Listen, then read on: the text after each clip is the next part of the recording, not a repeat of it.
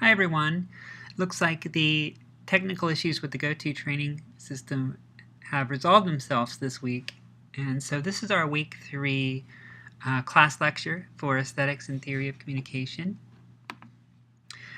As I mentioned in my message over the weekend, I have been behind my usual schedule with grading. I'm catching up now. So you should see the feedback on the week 1 project posted, as well as most of last week's Photoshop assignment and the exploration for this week. My goal is to have the exploration and the Photoshop practice finished up by tonight and start looking at your week 2 projects by tomorrow, and so at that point I should be back on track. So again, apologies for the delay in getting feedback to you, but hopefully we can catch up and get back on schedule.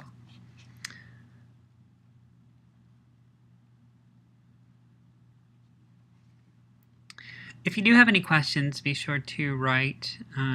Usually the private message on the system is the best way. Comments, it doesn't always give me notification of comments, so either a direct email or a message on FSO is the best route.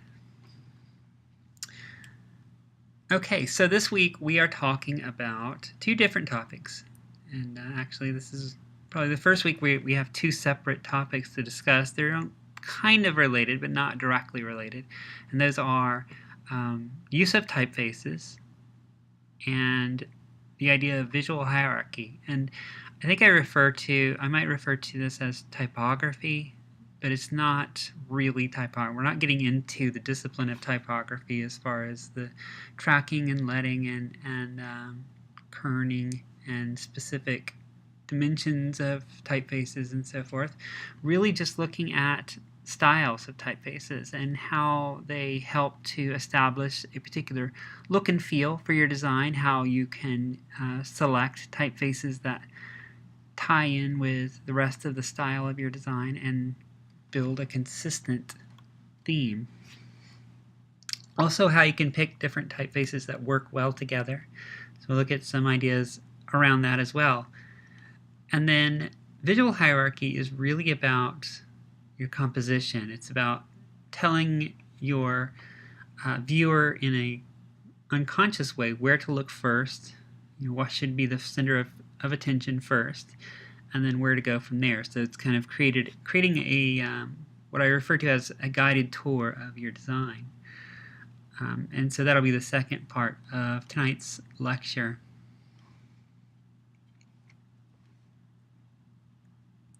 So fonts matter. Fonts make a big difference. We've been working with text since week 1, but we really haven't talked specifically about how the different fonts connect to what you're trying to communicate. And this is a fun example. This actually came across my Facebook feed. A friend posted it, and I said, I am definitely using this in class on this week, and which she found really amusing because this is kind of creepy.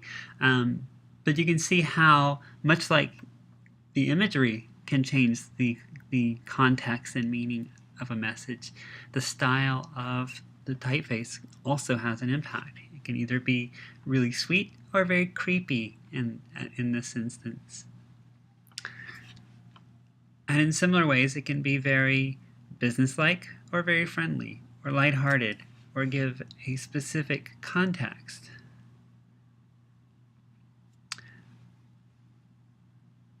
And being familiar with some of these really iconic styles will really inform some of your choices. It's really good to be conscious of the type styles that you encounter. Pay attention to trends and styles that exist out in the world.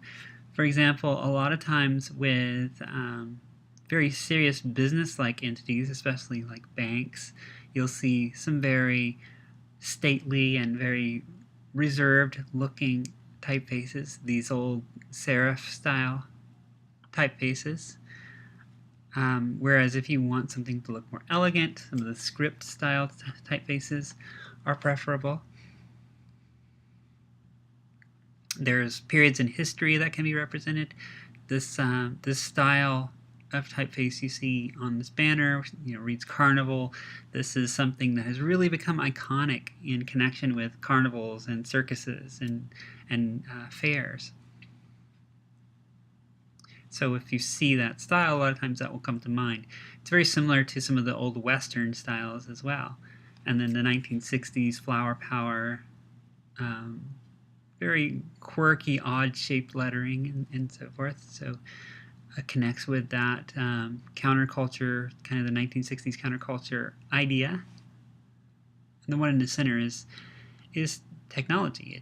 It is itself highly technological in style. It might look like something you would see on an electronic display.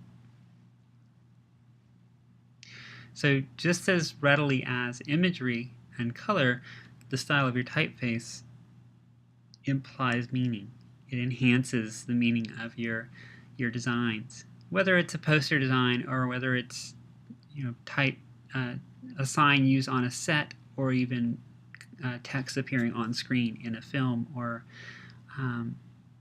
news report or what have you.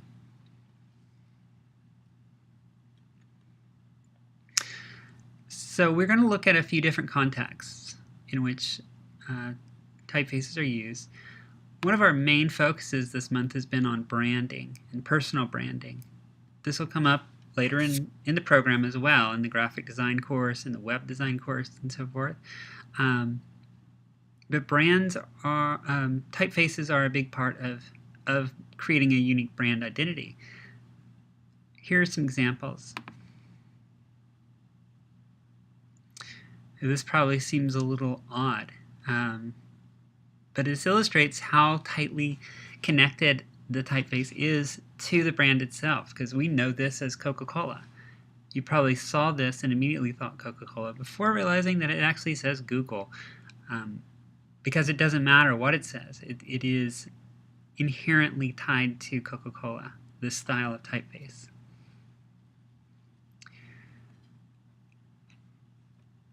There's a lot of these typefaces that are intimately connected with different organizations, different brands, and franchises. The Disney script is widely recognized. It's on every Disney film and every Disney product. Coca-Cola, which we already saw, Yahoo, Ray-Ban, NASA. The Harry Potter typeface is becoming quite widely recognized, and then we have a new movie coming out that still leverages that same typeface. So these are just a few examples, but there's tons out there. A lot of times big companies and brands will have custom typefaces created just to match their the personality of their product. And using those typefaces consistently across the board is what creates brand recognition. Just like using your brand colors consistently across the board helps build brand recognition. This is part of that flavor. So branding is so much more than just the logo design. It is all of these facets of the media and the style. And here's how these things come together. This is some signage that you might see in a Burger King store or Burger King restaurant. You have the colors. Those are the same colors from the logo are carried out into the signage, the borders, and the lettering. And that same blocky serif, I think that would be called slab serif typeface, is used consistently throughout as well. So this is a pretty widely known brand, Burger King. It's pretty huge and widely recognized, but you'd want to follow the same model when developing your own brand.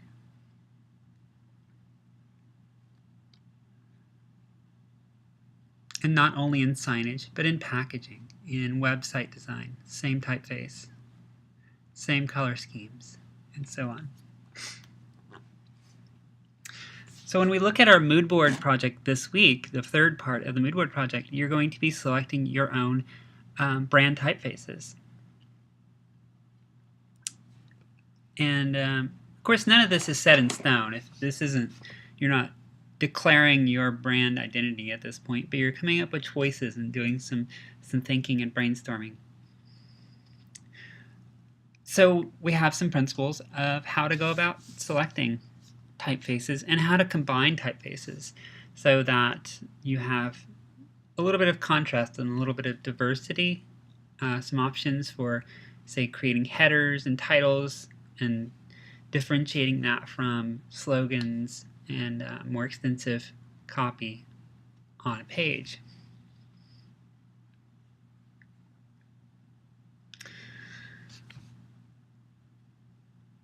And then when I was showing those pictures earlier, some examples, I mentioned that really formal, reserved organizations like a bank, any kind of bureaucracy, would tend to use pretty conservative-looking typefaces, things that are very business-like.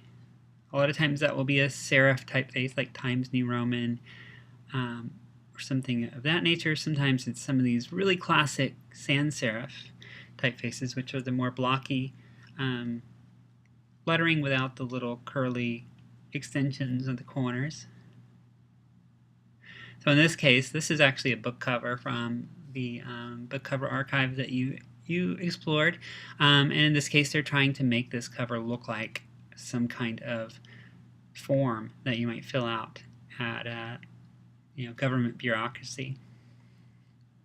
They're giving it that style intentionally because this specifically deals with bureaucracy.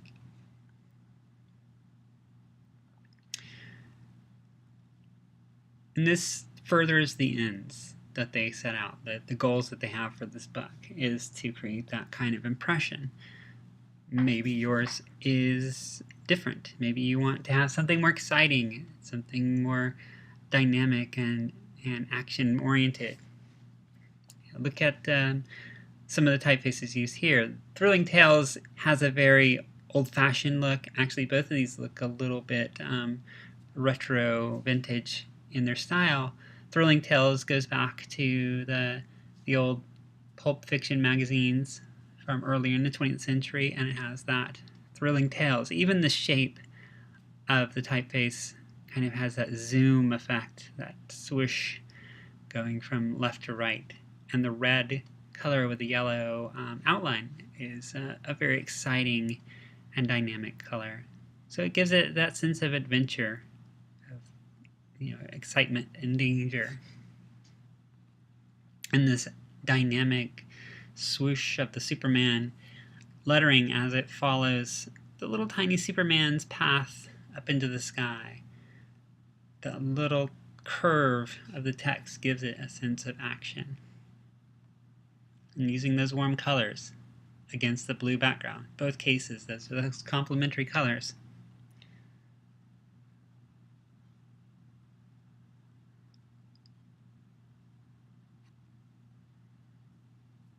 Yet another book cover, Disguise, and this is a serif typeface. You can see the little hooks, extensions on the end, so that's serif.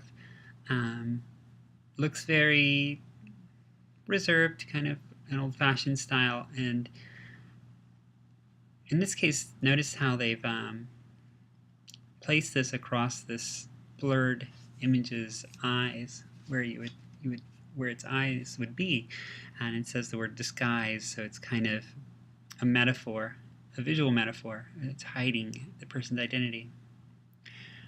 Also worth noting here is that there's two different styles of typeface at work. There is serif typeface for the heading, for the title, and then in the smaller text, the author's name, as well as some additional information, a novel, author of The Speckled People. It's using a more blocky sans serif, so it really sets those two apart. It helps to differentiate one piece of information from another. It helps to establish this look and feel that the author wanted or the publisher wanted to associate with the story, as opposed to the look that the kind of the more neutral looking text that they added for the author's name. And not sure why I repeated this, but covered this pretty well. But again, giving some contrast. Ultimately, the style that you use communicates the personality that you want to convey. Some really simple adjustments to your text can change the feel of the text that you're presenting. This is a very blocky sans serif typeface. Again, it's all capitals, so it's pretty heavy. If this was presented in a standard horizontal fashion, it would look maybe a little forceful because it's really heavy type, and look very serious, I would say, especially given the achromatic design. But just by adding that little slant going from left to right, that's actually significant that it goes from left to right, because that's how we read. We start on the left, read to the right, and then go to the next line. That's how English works. And so we tend to read imagery in that same fashion. So we assume they're moving from left to right. And so this creates that sense of movement from left to right and going up the hill, up the slope of the mountain. So just adding that slight slant to the text, following parallel to the slant of the mountain slope, creates a sense of movement, a little bit more excitement and action.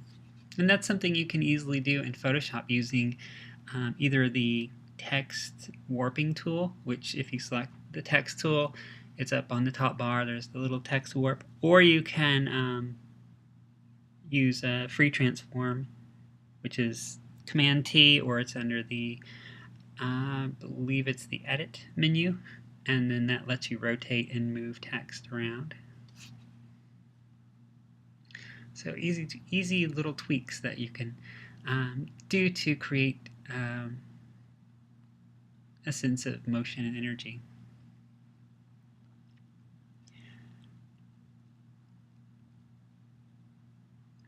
So I made a point of pointing out the two different text styles on the Disguise book cover a few slides back. These are what we call, for simplicity's sake, heading text and body text. I've heard them also called primary and secondary text, and there's a few other labels that have been used, but for this course I usually just say heading text and body text. If you're looking at a document or a web page, your heading text will be the section headings or the main title of a particular document. The body is the large section of text copy.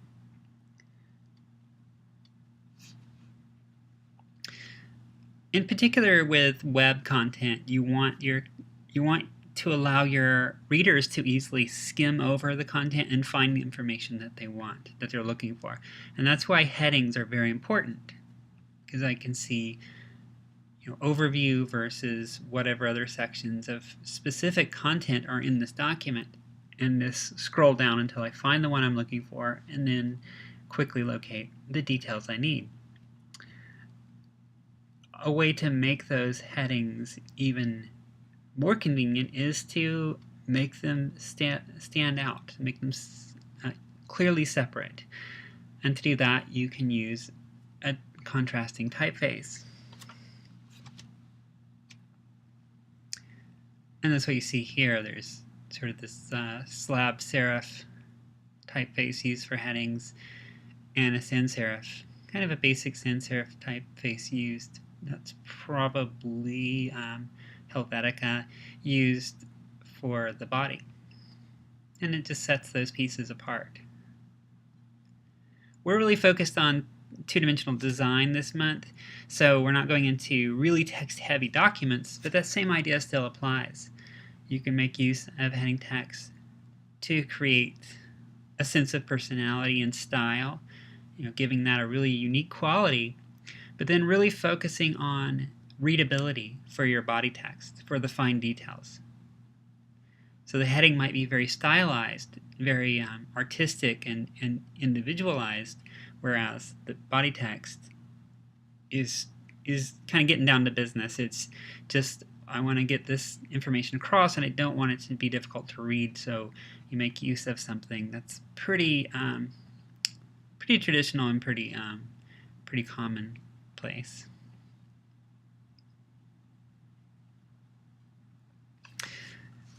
And that is the general rule with body text. Readability is key. You don't want to use something too decorative. Standard serif and sans serif text typefaces are fine. Arial, Times New Roman, Helvetica, Garamond, all these that we've come to be familiar with, most likely, are fine, and they're good choices. Sometimes, it's considered that serif typefaces are a little more old-fashioned, give a little bit more of a conservative feel, versus sans serif that are more modern looking. But really, it's a matter of personal choice. Neither is considered superior to the other, and it's just which one fits your brand, style, and personality. But you do want to avoid using decorative fonts like script fonts like you see here on the left, or really stylized typefaces that have these drop shadows or outline styles, or just are really distorted looking. Because you can find all kinds of typefaces online at sites like DaFont or 1001fonts.com. That doesn't mean you should use them necessarily for your main body of text. For headings, maybe that's fine. But body text, no. Keep it simple. These are some common ones that are all good choices. On the sans serif side, Arial is probably the most common, and Helvetica. A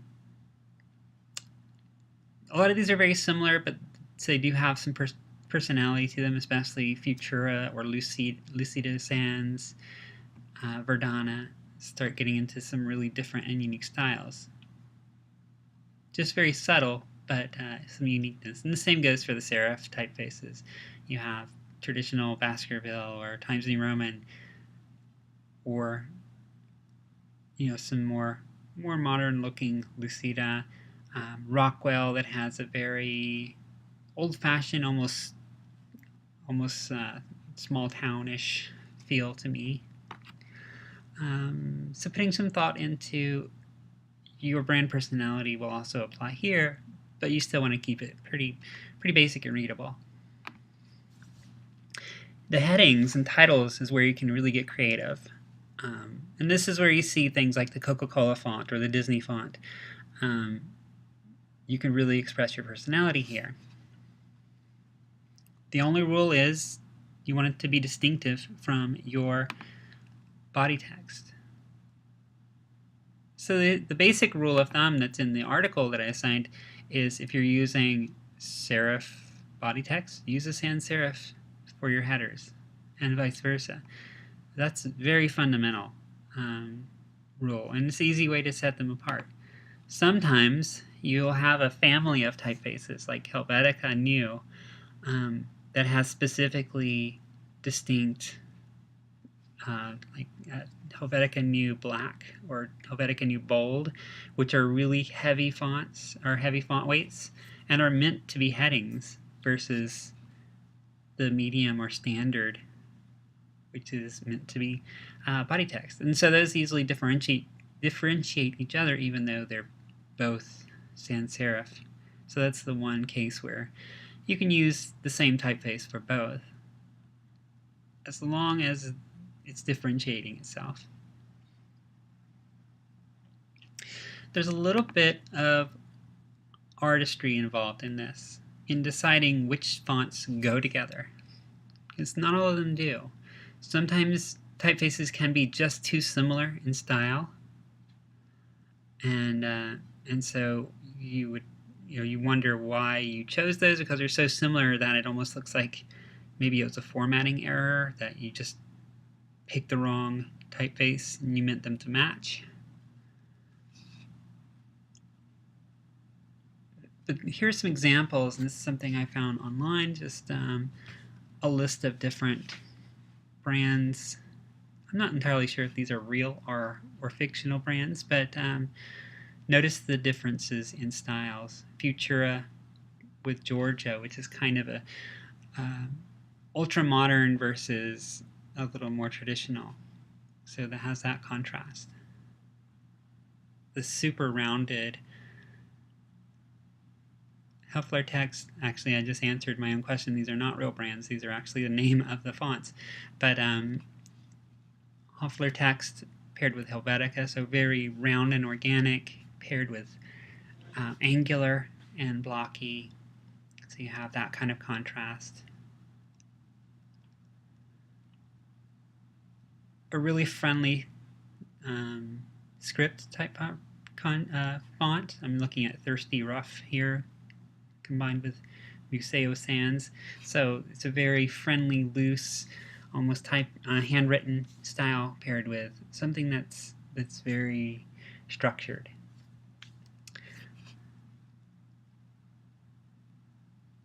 And the reverse of that as well, the League Gothic with Alex Brush. I'm not suggesting that you reproduce these combinations at all, but just looking at how the general styles pair together. So you'll see heavy paired with fine lines, big, bold, heavy font weights with small, delicate font weights.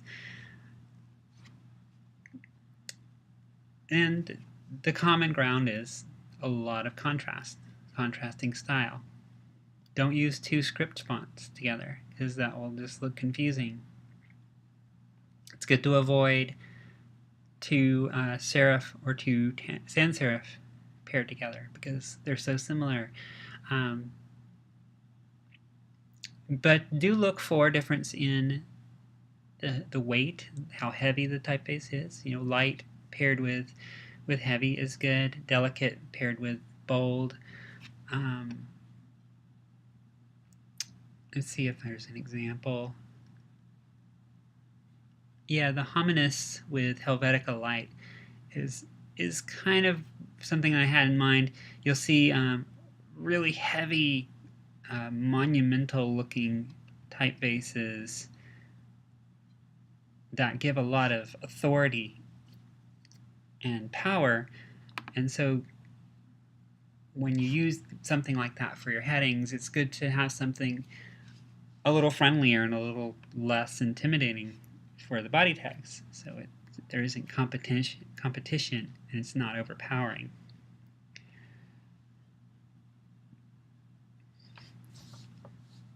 When you choose your typefaces for your mood board and for any design projects you might do in the future, you really do have a lot of freedom to pick typefaces or create new typefaces, if that's an option, that have personality, that have really unique artistic styles. But there are limits to that as well. You still want to focus on readability. You don't want your text to be so distorted that it becomes unreadable. For example, this one in the upper left, it goes back to that 1960s hippie counterculture look, but it's still highly readable. It's just a very distinct style. The one below it has a very digital look that might be appropriate for, say, electronic gaming or something computer related. And then once you get to this example on the lower right, it's starting to get really distorted. The letters are becoming unclear. This isn't too terrible, but it is starting to get into that territory. And so you'll see a lot of typefaces that are just really heavy grunge looks, or so bizarre that they're really hard to read. And those still should be avoided.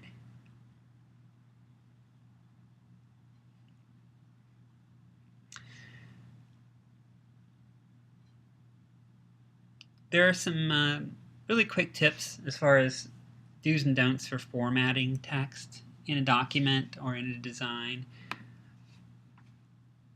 One of the most fundamental is don't choose form over function. This is the point that I was just making as far as readability. You want to create personality and create a distinctive brand, but not at the cost of losing your message or losing your content. This is two examples of the same menu.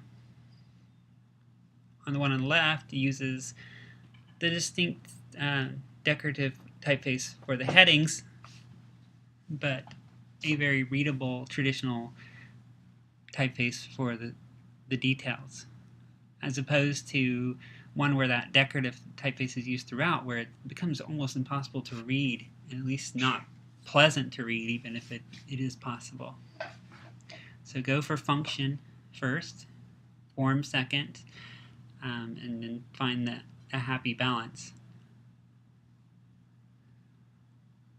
Don't use too many typefaces. This is a basic rule of graphic design. 2 is good. 3 is pushing it. If you can get away with 1, that's great. Unless you're creating a design that has a theme of typography or different typefaces or languages, stick with 1 or 2 typefaces. Don't overdo it, because it just becomes chaotic. It looks confused. It can make it difficult for your reader to interpret which words are intended to go together through associations. So best to avoid that.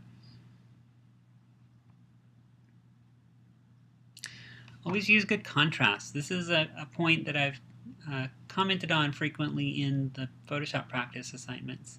It's easy to lose your text, especially if it's over a really busy background image. Just make sure that you pick a font color that has strong contrast. More often than not, black text over a white background is ideal. A light colored text over a dark background is not the best choice, but also not too bad. It's just sort of a close second, perhaps. But make sure that whatever background and text color you're using, there's good contrast. The gray over here has very low contrast. Some readers might find this very difficult to make out. Similarly, the black text over a gray, busy background becomes very distorted as well. Be kind to your readers. Don't make them, don't challenge them to receive your message. You want to make sure that they easily receive it and understand it. And there are some color contrasts, especially heavily neon, complementary colors, that just have this strong vibration that just is really jarring. This is an example, this lime green over magenta. So if you're using colored text, it's a good practice. Just sort of take a step back, look at it from a short distance, and make sure that it's readable, it's not harsh on the eyes.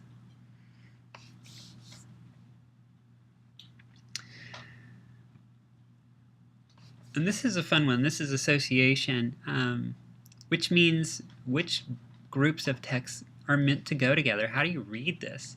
If you look at this little graphic, this is something that I came across online, and try to read what it's saying, is really counterintuitive. Your instinct would probably be to read all of the text paired with the white fox, and then all of the white text paired with the dark colored fox. But that's not how it's intended. It's supposed to read left to right, across the board, top to bottom.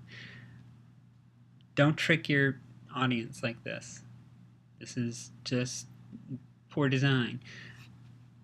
Make sure that those associations are clear. If you're going to have text run across the entire design in a single line of text.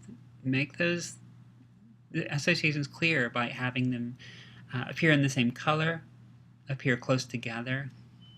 There's a gap here that implies that this should be two separate pieces of text. So don't try to trick your audience. This is another example that falls into the same trap. That dividing line gives a psychological impression that this should be two separate blocks of text, and it's just not. It doesn't read whether it or not affect work. You see it doesn't my ethic. No, it's whether you see it or not, it doesn't affect my work ethic. So some better placement of the text, better arrangement of the text would have made this message much clearer. And at least for now, it's best to avoid too much use of text effects, things like drop shadows, distortions, odd 3D tilts, and that sort of thing. Experienced graphic artists can make good use of things like this, like we saw with the Superman book cover. But unless you feel like you really know what you're doing, it can sometimes result in difficult to read text. I don't want to discourage you from exploring some of these capabilities, because it's good to know what Photoshop can do and what other design software can do, but use them sparingly and really be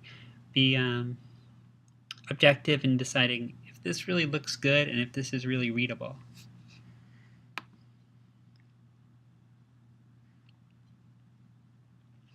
Okay, so that's my quick lecture on choosing and pairing typefaces and making use of typefaces.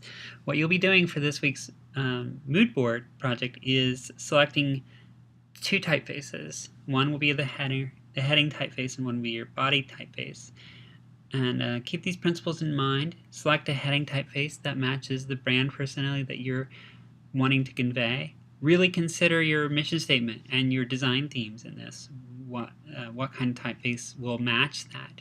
Should it be very rustic? Should it be really modern, really futuristic, etc., depending on the themes that you're trying to incorporate. And then the body text should still consider your personality, but should really focus on readability. So now let's talk briefly about visual hierarchy. Visual hierarchy, or first to introduce the term hierarchy, just in case anybody isn't familiar with this, it is a classification or a ranking of relative importance. So in medieval Europe, you would have the hierarchy, the social hierarchy, which would go from the royalty, the king and queen, to the nobles, like dukes and earls and those types, down to the knights. And then at the very bottom is the peasants, the poor people out working in the fields, and so on. So it's a ranking of their perceived importance. We're dealing with visual hierarchy.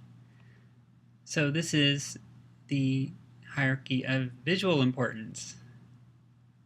In other words, what you should notice first, what should be most attention getting versus what you should notice next, and then stuff that's really not essential, but maybe you can get to it eventually.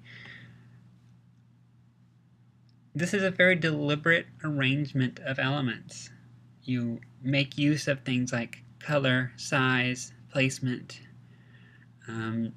difference in style, any kind of contrast to set something apart, to make it stand out. Here's the first example.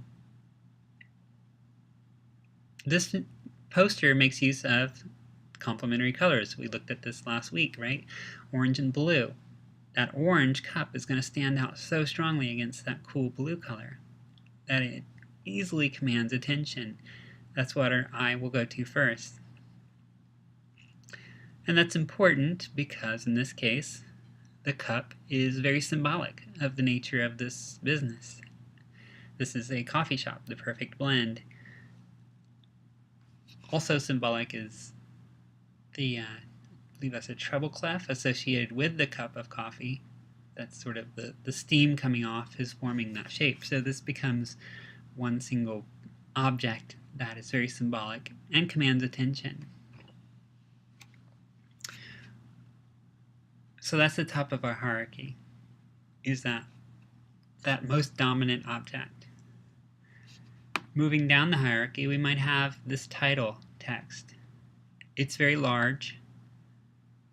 It's very prominent on the page, but its color has very low contrast, so it doesn't really command attention at first, but it is readily noticeable. Now I might put the white text of the name Katie Day on equal footing with that, just because of the amount of contrast. But it is certainly secondary to the cup, but kind of competes with this for attention, with this title for attention. And then going down the list are all these details, these kind of specifics about the event, when the live music is going to be there, and where the location is, and so forth. So this designer has very purposely used these factors of color, of size, and placement in order to create a specific experience for their viewer. They want them to notice one thing at a time, in order.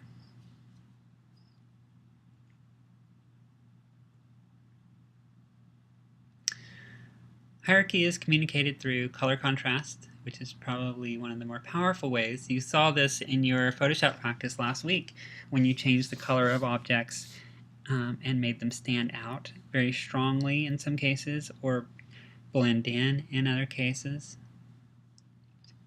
Texture differences, relative shape and size. Human brains and our eyes in particular are really hardwired to notice patterns. And when something deviates from the pattern, it really stands out. And so if you have, say, a pattern where there's a whole bunch of pencils lined up in a row, and then one of them is just slightly angled, that one will stand out. That one will become the more dominant piece on that visual hierarchy, just because it's slightly different.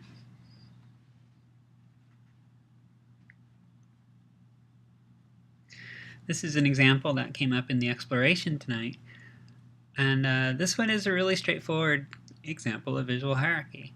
That large red text easily commands our attention. And then we kind of move down the page to the whole story, which is a dark gray, but not as bold and heavy as the author's name. And then just a little bit subordinate to that in a lighter gray. Same font, same font weight, size, but in a lighter gray. And also no capitals here versus all capitals in the title. So the subtitle gets a little bit less emphasis. And then this small but still noticeable text, author of Hotel World, written in red. So don't want you to notice that, so we're going to write it in red as well. When you consider this visual hierarchy, you also should consider the images. Sometimes the imagery is given more emphasis than the words. The words can be very secondary. In this case, the image is really not clearly displayed. It's kind of offset, half cut off on both cases, and not given strong emphasis, especially not over the red lettering of the name. Here's an example of something that really has a flat hierarchy. nothing here really commands attention over any other element. So it's sort of, all on level ground. Our eye goes where it goes. You're probably going to go to do not to disturb first, just because it's at the top and we're accustomed to reading top to bottom. But it's really left to chance in this case. But it's so minimalist that it hardly matters. But this is a very neutral visual hierarchy, as opposed to something like this. There's a very clear visual hierarchy here. Notice what's really emphasized in this case. Specific inflammatory words, very compelling words. The fallacy. Fallacy is huge, and it's very accusatory, right? It's almost like accusing someone of lying.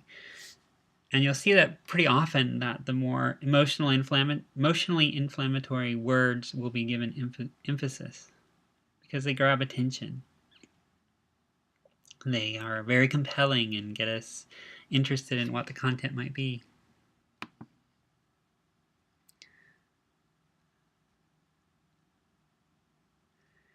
And then there's really clever tricks like the use of patterns to direct attention. The concentric circles that get smaller and smaller pull us into the center. There was an example from the exploration today. It was the Wall Street book, which I believe Therese posted, and in which you're looking upward in the middle of some really tall skyscrapers, and because of perspective, all of the skyscrapers point to the middle of the image, which happens to be where we find the title of the book. So the designer is using those lines to direct our attention towards that center space. Here's the use of color. This is that accented achromatic that we looked at in the color lesson last week. That splash of color is always going to jump out. It's always going to command attention. It easily competes with the big, bold title of here, just because color, especially red, is effective at really getting our attention.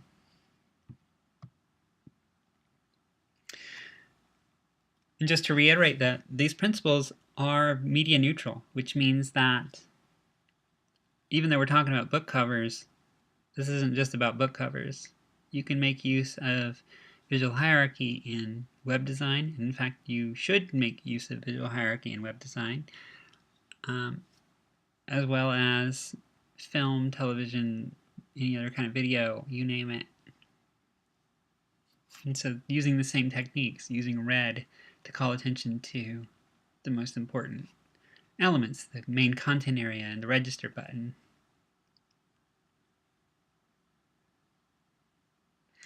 So this idea of visual hierarchy isn't going to play a huge part in your mood board, but it will play a big part in your final design coming up in week 4. So your mood board is planning all the different elements that'll go into your design. Once you start putting that design together, I want you to really put thought into your visual hierarchy. What do you want to emphasize? Do you want to emphasize your title, your name? Is there an image that you want to be noticed first that's really going to express your themes or set the mood? And then you want them to move on to the text, slogan, or what have you. These should be deliberate choices, and I'll be looking for very clearly deliberate choices. So vary up the size of your text. Make your title or your name larger or smaller depending on what you want to emphasize versus the image, etc. So this will be unique in each case, but it should be something that you put some thought into. All right, so that's our lecture for week 3. We are going to start working towards the final design. So that's going to be the point where all your Photoshop practices come together with your mood board and kind of integrate all of your skills for the month. As always, please get in touch if you have any questions, and keep an eye out as your grades and feedback are posted on the outstanding work up to date.